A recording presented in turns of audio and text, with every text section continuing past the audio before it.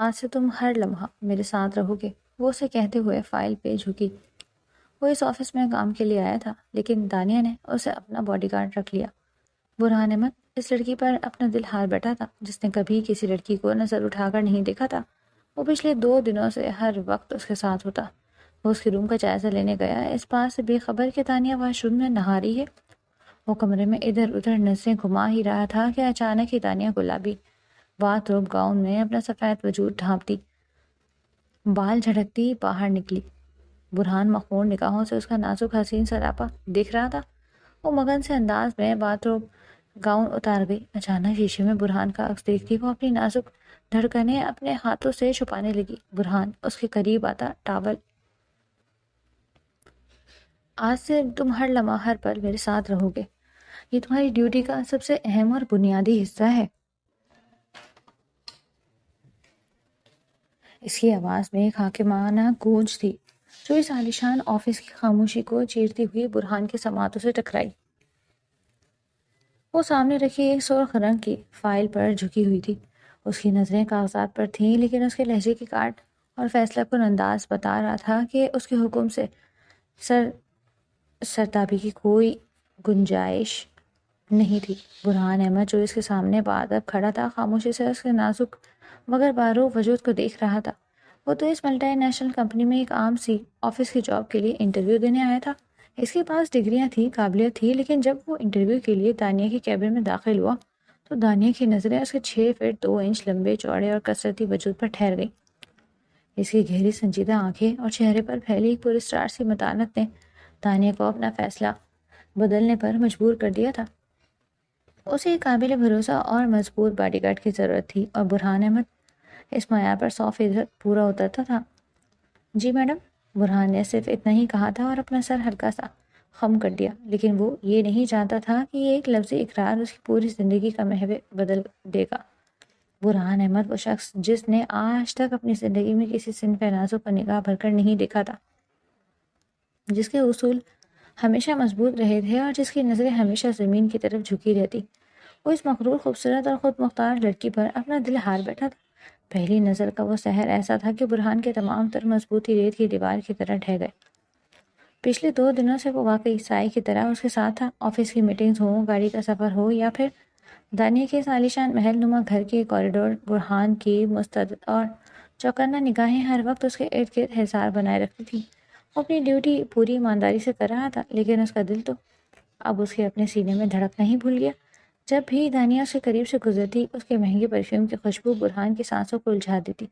اس کی ہر حرکت، اس کے ہر انداز کو اپنی پلکوں کے پیچھے قید کر لینا چاہتا تھا۔ آج رات بھی کچھ ایسی ہی خاموشی اور گہری تھی۔ رات کے 10 بج رہے تھے اور دانیہ اپنے کمرے میں جا چکی تھی۔ برہان کی ڈیوٹی کا اصول تھا کہ وہ سونے سے پہلے ایک بار میڈم کے کمرے اور اس سے جڑی بالکنی کا جائزہ لیتا، تاکہ سیکیورٹی کا کوئی نقص نہ رہے۔ وہ آہستہ قدموں سے چلتا ہوا دانیہ کے بیڈ روم کے دروازے تک پہنچا۔ اس نے ہلکے سے دروازے پر دستک دی، کوئی جواب نہ آیا۔ میڈم شاید نیچے لائبریری میں ہوں گی، اس نے دل میں سوچا، کیونکہ اکثر دانیہ رات گئے تک کتابیں پڑھتی رہتی تھی۔ اس نے نرمی سے دروازے کا ہینڈل گھمایا اور اندر داخل ہو گیا۔ کمرے میں ایک مدھم طلسماتی سے روشنی پھیلی ہوئی تھی۔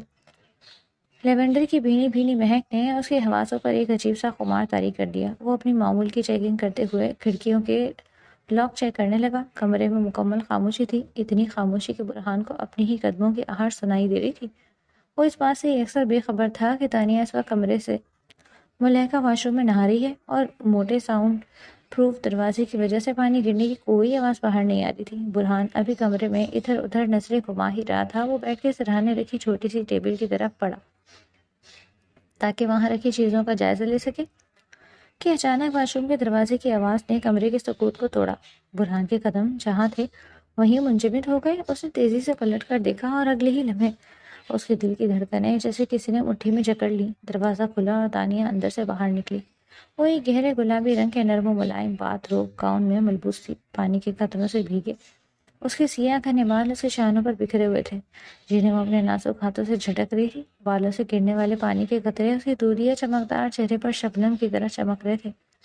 باتھ روب کا وی شیپ گلا، اس کے سفید سراہی دار گردن اور ہنسی کی پتلی کی اصلی کی ہڈیوں کو نمایاں کر رہا تھا۔ وہ بالکل بے خبر اپنی ہی دھن میں مگن تھی۔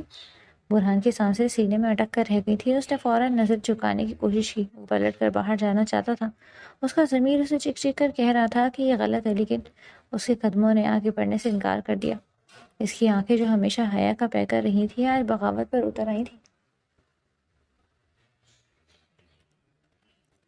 وہ مخمور اور مبہوس نگاہوں سے اس کا نازک اور حسین سراپا دیکھ رہا تھا۔ تانیہ کا یہ روپ، یہ بے ساختہ پن، یہ الڑ پن برہان کے لیے کسی قیامت سے کم نہیں تھا۔ اس کے خون کی گردش تیز ہو چکی تھی اور کانوں میں جیسے سائیں سائیں ہونے لگی۔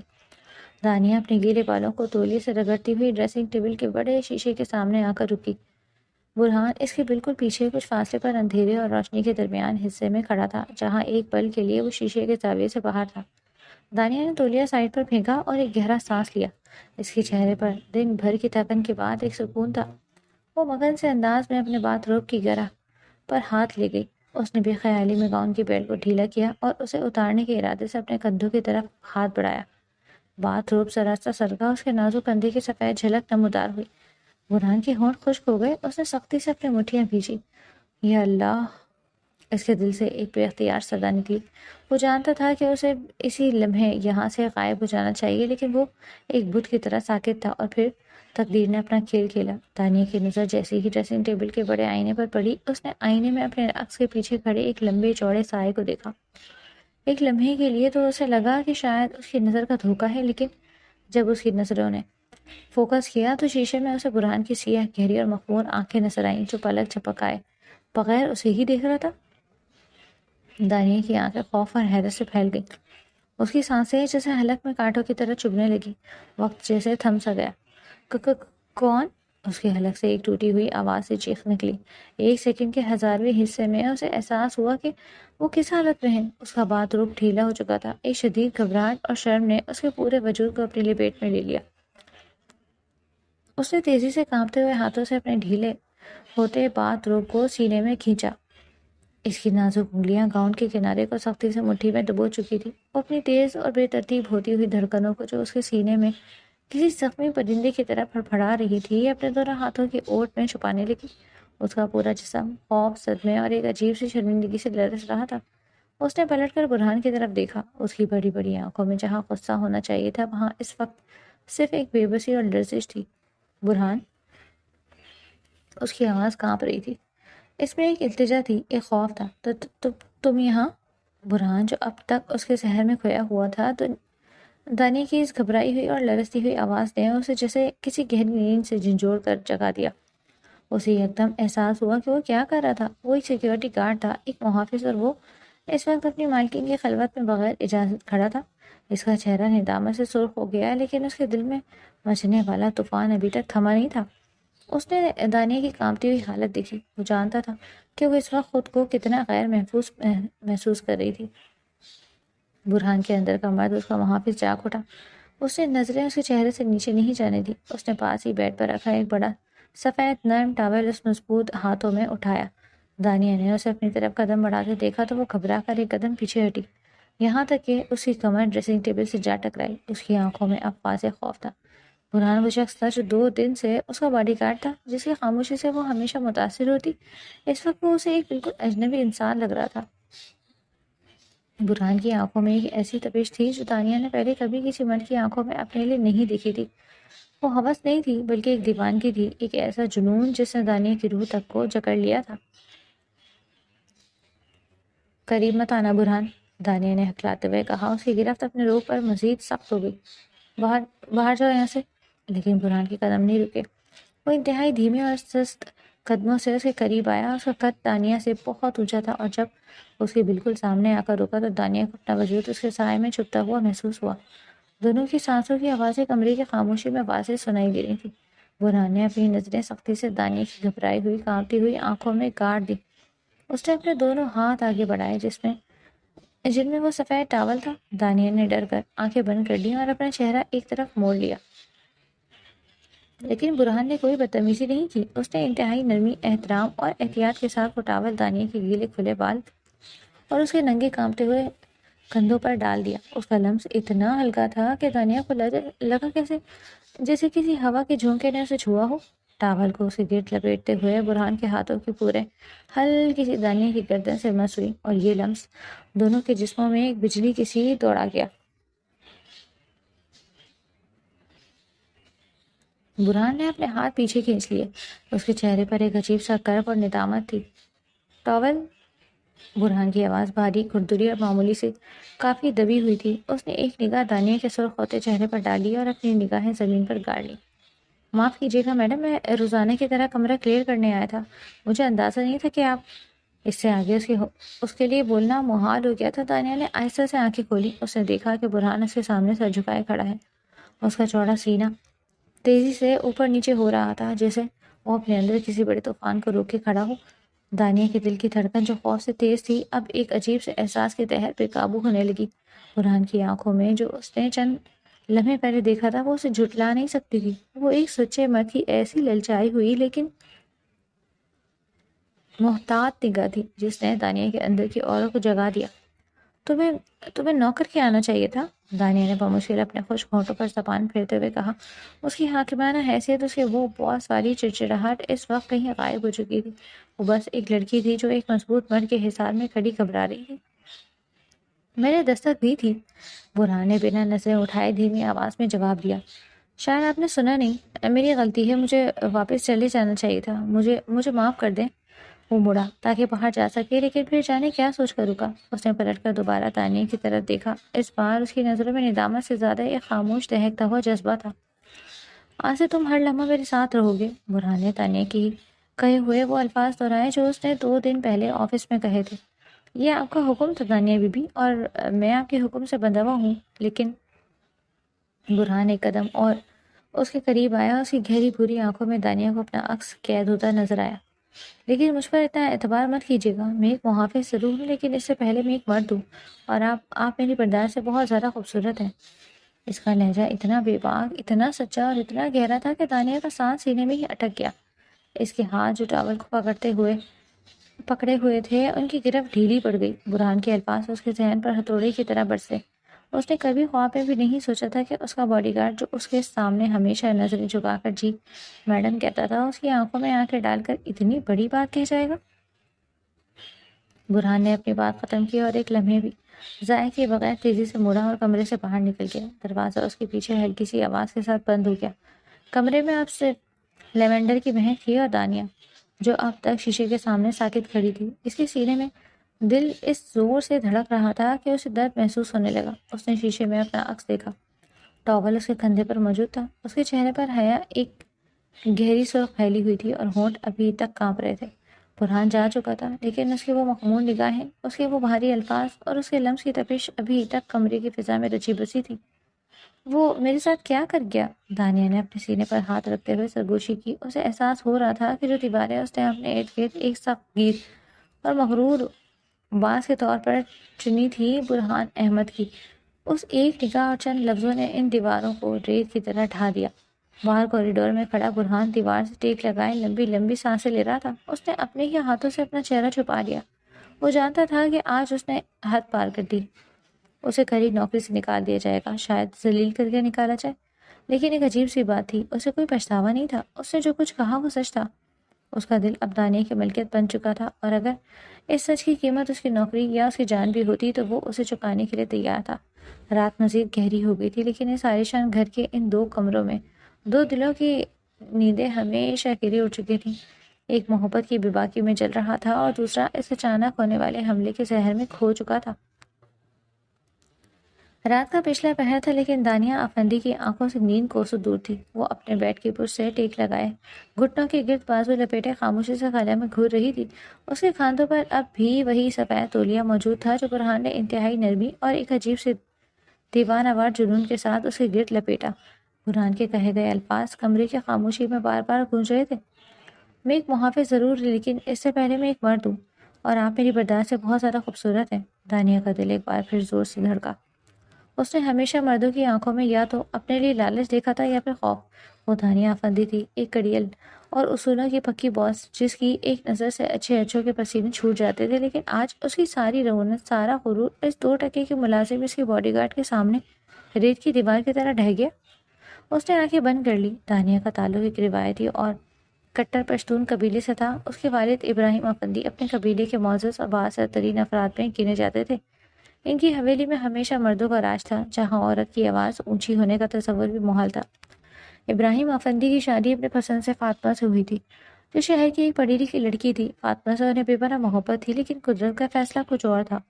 ان کے ہاں صرف ایک بیٹی کی ولادت ہوئی، دانیہ۔ برسوں گزر گئے اور کوئی نرینہ اولاد نہ ہوئی۔ خاندان اور قبیلے کی طرف سے ابراہیم پر دوسری شادی کا شدید دباؤ پڑنے لگا۔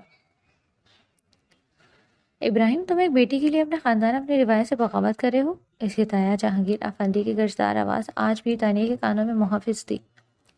یہ جائیداد، یہ سرداری، کیا یہ سب خاندان سے باہر چلا جائے گا؟ عورت کی محبت میں اندھے مت بنو، دوسری شادی کرو تاکہ افندی خاندان کا وارث پیدا ہو۔ لیکن ابراہیم افندی نے اپنی بیگم فاطمہ افندی اور اپنی اکلوتی بیٹی دانیہ کی خاطر پورے قبیلے سے بغاوت کر دی۔ میری بیٹی ہی میرا غرور ہے، اور میری فاطمہ کے علاوہ کوئی دوسری عورت میری زندگی میں نہیں آ سکتی۔ مجھے نہیں چاہیے ایسی سرداری جو میری بیٹی کی آنکھوں میں آنسو لے کر آئے۔ اس بغاوت کا نتیجہ یہ نکلا کہ ابراہیم افندی نے وہ علاقہ، وہ حویلی ہمیشہ کے لیے چھوڑ دی اور شہر آ کر اپنا بزنس کھڑا کر لیا۔ اپنی محنت سے انہوں نے ایک امپائر کھڑی کر دی، دانیہ کو بیٹوں کی طرح پالا، اسے اعلیٰ تعلیم دلوائی اور بزنس سنبھالنے کے لیے قابل بنایا۔ لیکن اس کے بڑے بھائی جہانگیر افندی ان کی جان کے دشمن بن گئے۔ وہ کسی صورت خاندانی جائیداد اور اس امپائر کو افندی خاندان سے باہر نہیں جانے دینا چاہتے تھے۔ ایک دن جہانگیر افندی شہر آئے اور انہوں نے انتہائی ڈھٹائی سے دانیہ کے لیے اپنے بیٹے گل شیر کا رشتہ مانگ لیا۔ میں رشتہ نہیں مانگ رہا ابراہیم، یہ میرا فیصلہ ہے، دانیہ کی شادی گل شیر سے ہوگی۔ ابراہیم افندی غصے سے کانپ اٹھے۔ گل شیر پہلے سے شادی شدہ تھا اور اس کا ایک 16 سال کا بیٹا بھی تھا۔ میرے جیتے جی ایسا کبھی نہیں ہوگا۔ میری بیٹی کوئی قربانی کا بکرا نہیں ہے جسے میں تمہاری جائیداد کی ہوس کی بھیٹ چڑھا دوں۔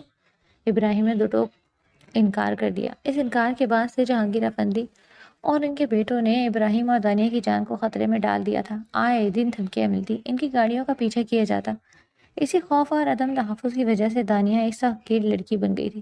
اس نے اپنے ارد گرد ایک خول چڑھا لیا تھا۔ اسے اپنے لیے ایک ایسے سائے، ایک ایسے باڈی گارڈ کی ضرورت تھی جو اس کی جان کی حفاظت کر سکے، جو بک نہ سکے، جو کسی سے ڈرے نہیں۔ اور تبھی بحران اس کی زندگی میں آیا۔ دانیہ نے ایک گہرا سانس لیا اور آنکھیں کھول لی۔ وہ ایک ملازم ہے دانیہ، تم ایک ملازم کی آنکھوں میں دکھنے والی وحشت سے گھبرا رہی ہو؟ اس نے خود کو جھنجھوڑا، لیکن دل تھا کہ برہان کے ان بھاری مردانہ خد و خال اور اس کی گہری بھوری آنکھوں کے سحر سے نکل ہی نہ پا رہا تھا۔ دوسری طرف کوریڈور کے اختتام پر بنی چھوٹی سی بیلکنی میں برہان اندھیرے میں کھڑا سگریٹ کا دھواں ہوا میں اڑا رہا تھا۔ رات کی خنک ہوا اس کے گرم ہوتے وجود کو ٹھنڈا کرنے میں ناکام تھی۔ وہ خود سے لڑ رہا تھا، یہ تم نے کیا کر دیا برہان؟ تم اپنی اوقات کیسے بھول سکتے ہو؟ وہ خود کو کوس رہا تھا۔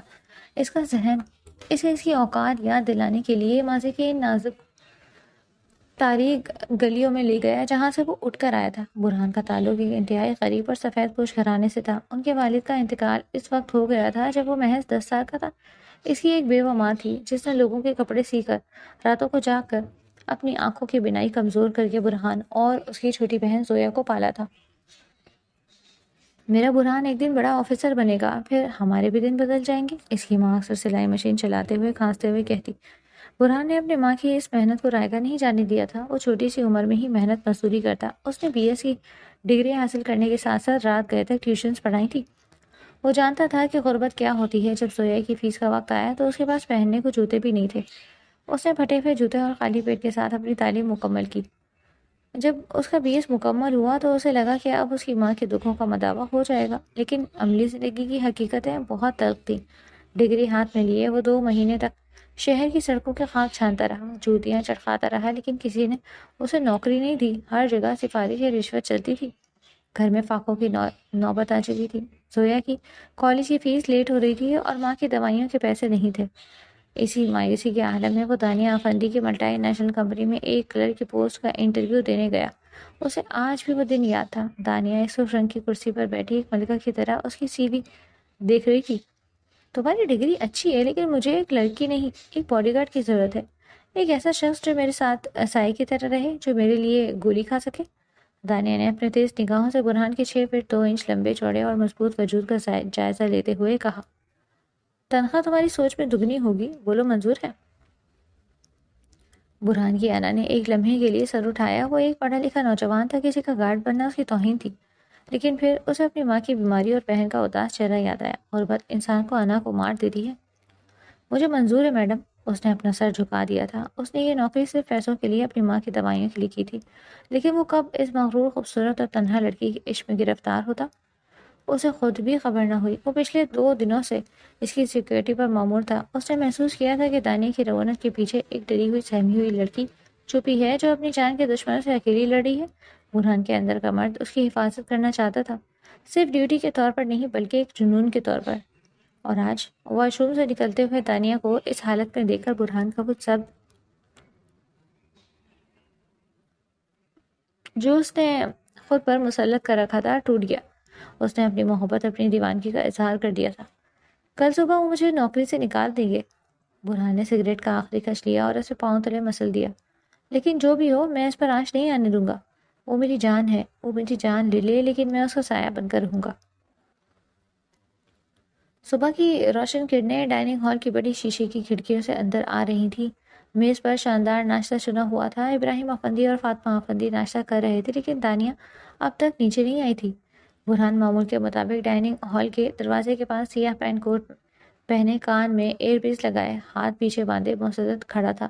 اس کے چہرے پر وہی متانت، وہی سنجیدگی تھی، لیکن اس کی آنکھیں سیڑھیوں پر لگی تھی. اچانک سیڑھیوں پر قدموں کی آہٹ ہوئی. دانیہ ایک گہرے نیلے رنگ کے بزنس سوٹ میں ملبوس، بالوں کو ایک سخت پونی ٹیل میں باندھے، اپنا لیپ ٹاپ بیگ کندھے پہ لٹکائے نیچے آ رہی تھی. اس کا چہرہ سپاٹ تھا لیکن اس کی آنکھوں کے گرد ہلکے ہلکے سیاہ حلقے بتا رہے تھے کہ وہ رات بھر سو نہیں سکی. برہان نے اسے دیکھتے ہی اپنی نگاہیں جھکا لی. گڈ مارننگ بابا. گڈ مارننگ ماما. دانیہ نے اپنے والدین کو سلام کیا اور کرسی کھینچ کر بیٹھ گئی. اس نے جان بوجھ کر برہان کی طرف نہیں دیکھا لیکن اسے اپنے ارد گرد برہان کی موجودگی، اس کی بھاری سانسوں کی آواز واضح محسوس ہو رہی تھی. ناشتے کے بعد جب وہ اپنی گاڑی کی طرف بڑھنے لگی تو برہان نے آگے بڑھ کر اس کے لیے پچھلا دروازہ کھولا. میں آج خود ڈرائیو کروں گی. دانیہ کی آواز سرد تھی. جی میڈم. برہان نے بغیر کسی بحث کے ڈرائیونگ سیٹ کا دروازہ کھول دیا. دانیہ ڈرائیونگ سیٹ پر بیٹھی اور برہان ہمیشہ کی طرح فرنٹ پیسنجر سیٹ پر اس کے ساتھ بیٹھ گیا. گاڑی پورٹ سے نکلی اور سڑک پر آ گئی. کچھ دیر تک گاڑی میں ایک گہری دم گھوٹ دینے والی خاموشی چھائی تھی. دانیہ کی نظر سامنے سڑک پر تھی لیکن اس کی انگلیاں اسٹیئرنگ وہیل کو اتنی سختی سے پکڑے ہوئے تھیں کہ ان کے جوڑ سفید پڑ گئے. برہان. آخرکار دانیہ نے اس خاموشی کو توڑا. اس کی آواز میں باس والا تحکم تھا. جی میڈم. برہان کی نظریں سامنے سڑک پر تھیں. کل رات جو بھی ہوا، دانیہ نے الفاظ چباتے ہوئے کہا. اسے بولنے میں دشواری ہو رہی تھی. میں چاہتی ہوں کہ تم اسے ایک ڈراؤنا خواب سمجھ کر بھول جاؤ. تم میرے ملازم ہو، ایک باڈی گارڈ ہو. میں تمہیں تمہاری حد سے تجاوز کرنے پر اسی وقت نوکری سے نکال سکتی ہوں، لیکن میں جانتی ہوں کہ تم اپنی فیملی کے واحد کفیل ہو. میں نہیں چاہتی کہ میری وجہ سے تمہاری ماں اور بہن کو تکلیف پہنچے. برہان نے دھیرے سے اپنا چہرہ دانیہ کی طرف موڑا. اس کی گہری بری آنکھوں میں کوئی شرمندگی، کوئی خوف نہیں تھا، بلکہ ایک عجیب سا اطمینان تھا. میں آپ کا شکر گزار ہوں میڈم کہ آپ نے میری نوکری برقرار رکھی. برہان کا لہجہ انتہائی پرسکون اور دھیما تھا. لیکن میں جھوٹ نہیں بولوں گا. کل رات جو میں نے کہا وہ کوئی خواب نہیں تھا، وہ میری حقیقت تھی اور میں اپنی حقیقت سے مکرنے والا مرد نہیں ہوں. ڈرائیونگ کرتی دانیہ کے ہاتھ ایک لمحے کے لیے کانپے. اس نے تیزی سے برہان کی طرف دیکھا. تمہاری ہمت کیسے ہو رہی ہے مجھ سے اس لہجے میں بات کرنے کی؟ تم اپنی اوقات بھول رہے ہو برہان احمد. تم جانتے ہو میں کون ہوں اور تمہیں غریب. وہ غصے میں آ کر کڑوی بات کہنے لگی لیکن برہان کی پرسکون مسکراہٹ نے اس کے الفاظ وہیں روک دیے. میں جانتا ہوں میڈم، میں قریب 2% کا باڈی گارڈ ہوں اور آپ دانیہ افندی ہے. میری اوقات آپ کی جوتے کے خاک کے برابر بھی نہیں. برہان کی آواز میں ایک عجیب سا درد تھا جس نے دانیہ کے دل پر سیدھا وار کیا. میں نے آپ سے کوئی امید نہیں لگائی. مجھے معلوم ہے میرا اور آپ کا کوئی جوڑ نہیں، لیکن دل پر کسی کا زور نہیں ہوتا. میں آپ کے دشمنوں سے لڑ سکتا ہوں، آپ کے جہانگیر تایا کے بھیجے ہوئے گنڈوں کے سامنے سینہ تان کر کھڑا ہو سکتا ہوں، لیکن اپنے اس کمبخت دل کے سامنے میری ایک نہیں چلتی. دانیہ نے فوراً بریک لگا کر گاڑی سڑک کے کنارے روک دی. اس کا سینہ تیزی سے اوپر نیچے ہو رہا تھا. اس نے غصے اور بے بسی سے برہان کی طرف دیکھا. بکواس بند کرو اپنی. میں تمہیں تنخواہ اس لیے دیتی ہوں کہ تم میرے لیے گولی کھاؤ، مجھ سے عشق لڑانے کے لیے نہیں. اگر دوبارہ تم نے ایسی کوئی بات کی تو میں واقعی تمہیں پولیس کے حوالے کر دوں گی. دانیہ کی آواز اونچی تھی لیکن اس میں وہ گرج نہیں تھی جو کبھی ہوا کرتی تھی. اس کی آواز میں ایک لرزش تھی. برہان اس کے غصے سے بالکل مروب نہیں ہوا. اس نے اپنی سیٹ بیلٹ کھولی اور تھوڑا سا دانیہ کی طرف جھکا. دانیہ گھبرا کر پیچھے کی طرف ہٹی. آپ مجھے پولیس کے حوالے کر دیں یا جان سے مار دیں, مجھے کوئی فرق نہیں پڑتا دانیہ بی بی.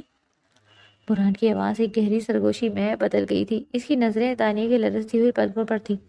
لیکن یاد رکھیے گا, جہانگیر افندی کے وہ درندے آپ کے ارد گرد گھوم رہے ہیں. وہ اس طاق میں ہیں کہ کب آپ اکیلی ملیں اور وہ آپ کو اس گل شیر کی حویلی میں اٹھا کر لے جائیں. آپ کو ایک ایسے شخص کی ضرورت ہے جو آپ کے لیے اپنی جان ہتھیلی پر رکھ کر چلے.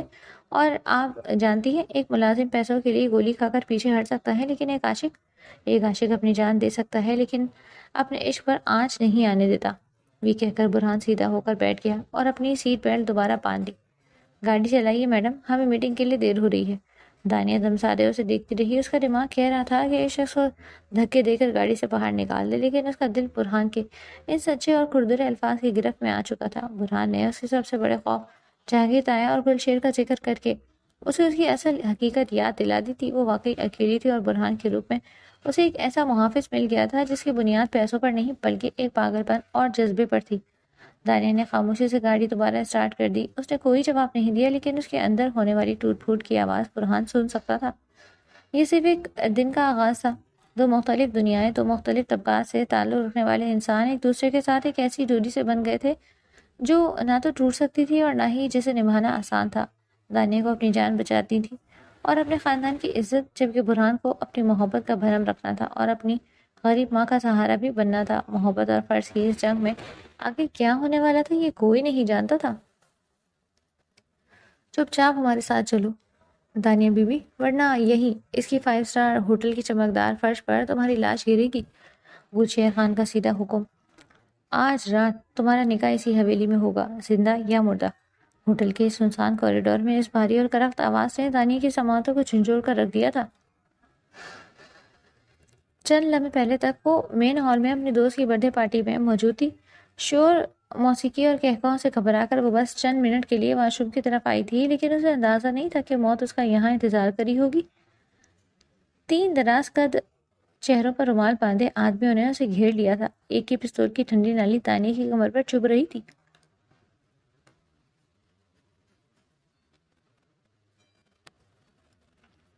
دانیہ کا سانس جیسے حلق میں اٹک گیا تھا. اس کا دل اتنی زور سے دھڑکا کہ اسے اپنی پسلیاں ٹوٹتی ہوئی محسوس ہوئی. خوف سے اس کے ہاتھ پاؤں برف کی طرح ٹھنڈے پڑ گئے. اس نے کانپتے لبوں سے کچھ بولنا چاہا, لیکن آواز نے ساتھ چھوڑ دیا. چلو آگے بڑھو. پیچھے کھڑے آدمی نے پستول کا دھکا دیا اور دانیہ بے بسی سے قدم آگے بڑھانے لگی تھی کہ اچانک اسے ہاتھ لگانے کی ہمت کیسے ہوئی کتے. یہ آواز کوریڈور کے دوسرے سرے سے ایک طوفان کی طرح گونجی تھی. دانیہ نے جھٹکے سے سر اٹھایا. سامنے برہان کھڑا تھا. اس کا سیاہ سوٹ, بکھرے ہوئے بال اور آنکھوں میں تیرتی ہوئی وحشت جو کسی بھوکے شیر کی طرح تھی. وہ پارٹی ہال کے باہر ڈیوٹی پر تھا, لیکن دانیہ کو وہاں نہ پا کر وہ اسے ڈھونڈتا ہوا یہاں تک آ پہنچا. پیچھے ہٹ جا 2 ٹکے کے باڈی گارڈ, تیری جان بخشی کر دیں گے. ہمارا ٹارگیٹ صرف یہ لڑکی ہے. ایک گھونٹے نے پستول کا رخ برہان کی طرف کر دیا, لیکن برہان نے اس کی بات کا جواب لفظوں سے نہیں دیا. وہ ایک بپھرے ہوئے چیتے کی طرح اس پر جھپٹا. اس کی رفتار اتنی تیز تھی کہ پستول والے آدمی کو ٹریگر دبانے کا موقع ہی نہیں ملا. برہان کا ایک زوردار مکہ اس کے جبڑے پر پڑا اور وہ کلابازیاں کھاتا ہوا دور جا گرا. دانیہ دیوار کے ساتھ لگ کر کھڑی کانپ رہی تھی. اس نے برہان کو ہمیشہ ایک پرسکون اور سنجیدہ انسان کے روپ میں دیکھا تھا, لیکن آج اس کے اندر کا جنون باہر آ چکا تھا. برہان اکیلا ان تینوں پر بھاری پڑ رہا تھا. مکے لاتے اور ہڈیوں کے ٹوٹنے کی آوازیں کوریڈور میں گونج رہی تھی. برہان نے ایک آدمی کو اٹھا کر شیشے کی دیوار پر دے مارا. شیشہ جھناکے سے ٹوٹا اور وہ آدمی لہولہان ہو کر پڑا. میں نے کہا تھا نا, میرے جیتے جی کوئی تم پر آج نہیں لا سکتا. برہان نے پلٹ کر دانیہ کی طرف دیکھا. اس کے ہونٹ کے کنارے سے خون بہہ رہا تھا, لیکن اس کی آنکھوں میں دانیہ کے لیے ایک گہرا اطمینان تھا. لیکن یہ اطمینان محض ایک لمحہ کا تھا. جو آدمی پہلے گرا تھا اس نے کراتے ہوئے زمین سے اپنی پستول اٹھائی اور برہان کی پیٹھ کا نشانہ لے لیا. برہان پیچھے دیکھو. دانیہ کی ایک تلخراہ چیخ نکلی. برہان تیزی سے پلٹا تاکہ اس پستول والے کو روک سکے, لیکن بہت دیر ہو چکی تھی. گولی چلنے کی کان پھاڑ دینے والی آواز نے ہوٹل کی دیواروں کو ہلا کر رکھ دیا تھا. برہان کے قدم لڑکھڑائے. اس نے اپنا ہاتھ اپنے بائیں سینے کے قریب رکھا جہاں سے خون کا ایک فوارہ پھوٹ رہا تھا۔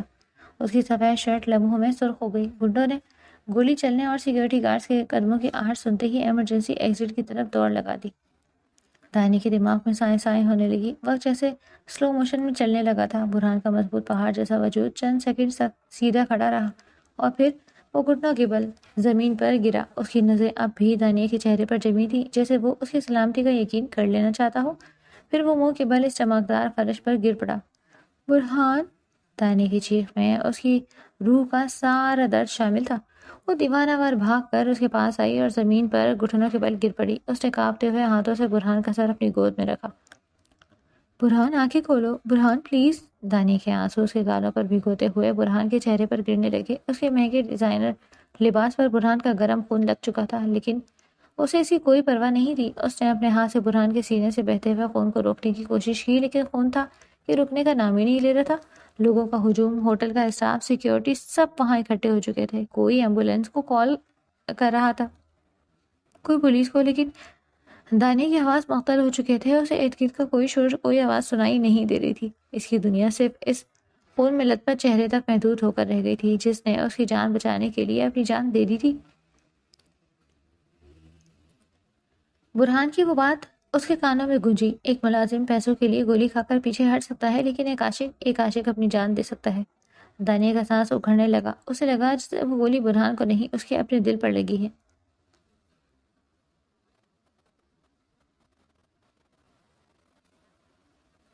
خون کی بو اور صدمے کی شدت نے اس کے حواسوں پر تاریکی کی ایک چادر تان دی۔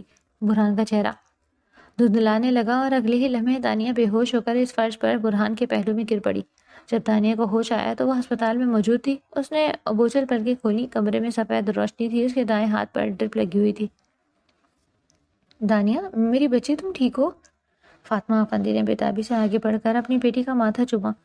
ان کی آنکھوں میں آنسو تھے۔ بیڈ کی دوسری طرف ابراہیم افندی کھڑے تھے۔ ان کے چہرے پر گہری تشویش اور غصہ نمایاں تھا۔ دانیہ کا ذہن چند لمحوں کے لیے سن رہا تھا اور پھر اچانک وہ خونی منظر ایک جھٹکے سے اس کی آنکھوں کے سامنے لہرایا۔ وہ پستول، وہ گولی کی آواز اور خون میں لت پت برہان۔ بابا! دانیہ ایک جھٹکے سے بیڈ پر اٹھ بیٹھی۔ اس کی آواز میں شدید کپکپاہٹ تھی۔ بابا! برہان کہاں ہے؟ وہ اسے گولی لگی تھی۔ بابا وہ کہاں ہے؟ ابراہیم افندی نے آگے بڑھ کر اس کے کندھے پر ہاتھ رکھا اور اسے واپس لٹانے کی کوشش کی۔ حوصلہ کرو بیٹا، تم ابھی صدمے میں ہو۔ ہم برہان کو اسی ہسپتال میں لے آئے ہیں۔ مجھے بتائیں وہ کیسا ہے؟ دانیہ نے اپنے باپ کے ہاتھ کو سختی سے پکڑ لیا۔ اس کی آنکھوں سے آنسو بہے کر ٹوٹ کر بہنے لگے۔ بابا پلیز مجھے سچ بتائیں۔ ابراہیم افندی نے ایک گہرا اور سچ سانس لیا۔ ان کی آواز بھاری ہو گئی۔ وہ آپریشن تھیٹر میں ہے دانیہ، اس کی حالت کافی نازک ہے۔ ڈاکٹرز کہہ رہے ہیں کہ گولی دل کے بالکل قریب سے اسے چھو کر گزری ہے۔ بہت زیادہ خون بہہ چکا ہے۔ اگلے 1 گھنٹے اس کی زندگی اور موت کا فیصلہ کرے گا۔ یہ الفاظ دانیہ کے لیے کسی موت کے پروانے سے کم نہیں تھی۔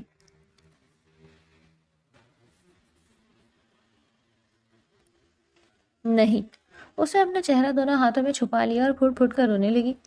یہ سب میری وجہ سے ہوا ہے ماما۔ وہ غنڈے جہانگیر تایا کے تھے، وہ مجھے مارنے آئے تھے اور برہان نے خود کو میرے آگے کر دیا۔ اگر اسے کچھ ہو گیا تو میں خود کو کبھی معاف نہیں کر پاؤں گی۔ اس نے اپنا سارا فرض نبھایا بیٹا، وہ ایک بہادر لڑکا ہے۔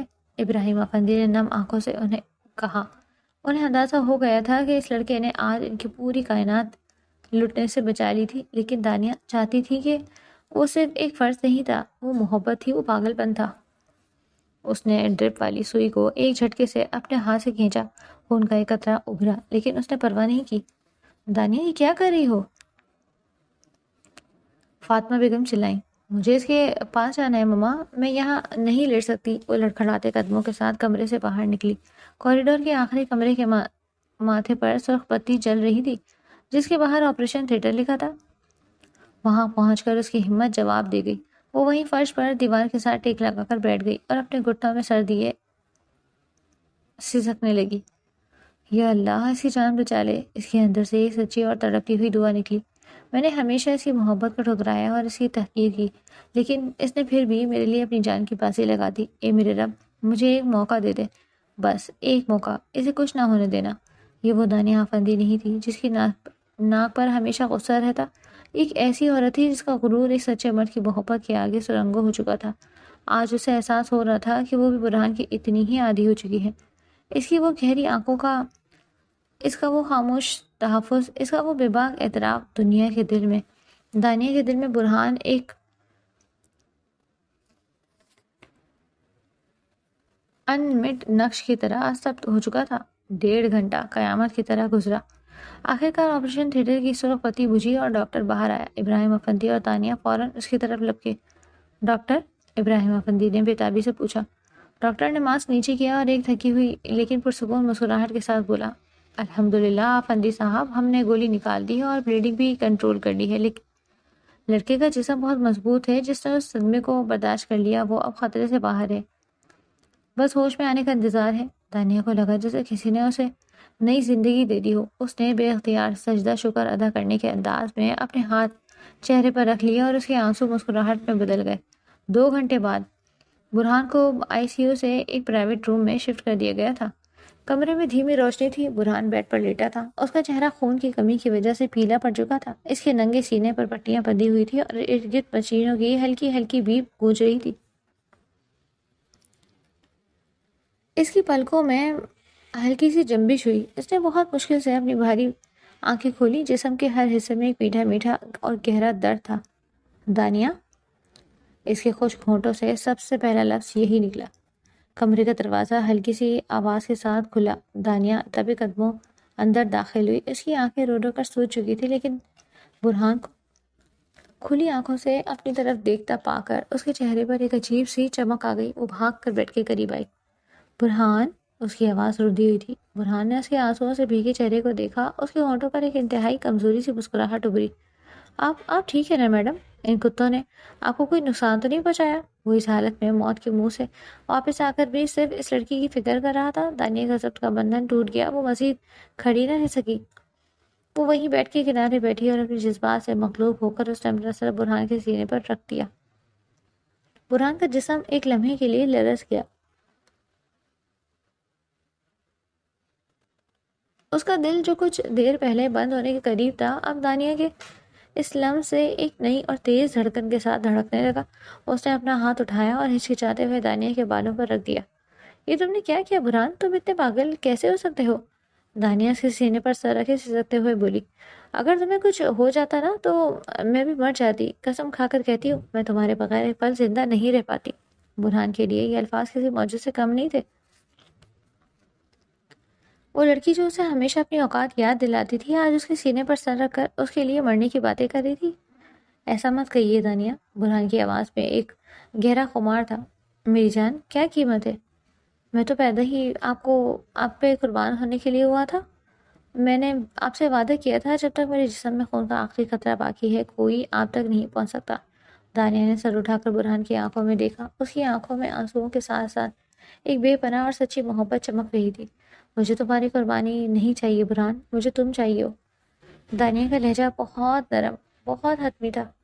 یہ باڈی گارڈ والی ڈیوٹی، یہ باس اور ملازم کا رشتہ آج سے ختم۔ تم نے میرے لیے جان دے کر ثابت کر دیا کہ تم سے زیادہ سچا مرد اس دنیا میں کوئی نہیں۔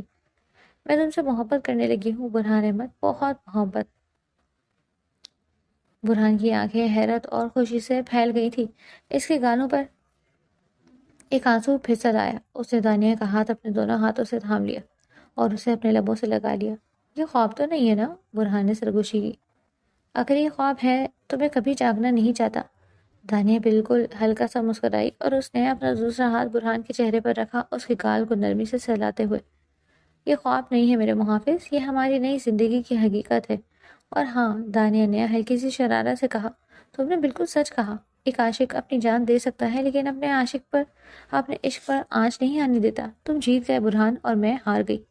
برہان نے دانیہ کا ہاتھ مضبوطی سے تھام لیا۔ کمرے کی خاموشی میں 2 دھڑکتے دلوں کی آواز ایک ہو چکی تھی۔ وہ جانتا تھا کہ ابھی دنیا سے لڑنا باقی ہے، لیکن جب یہ مغرور اور حسین لڑکی اس کے ساتھ کھڑی تھی تو اسے گلشیر کیا پوری دنیا کی بھی کوئی پرواہ نہیں تھی۔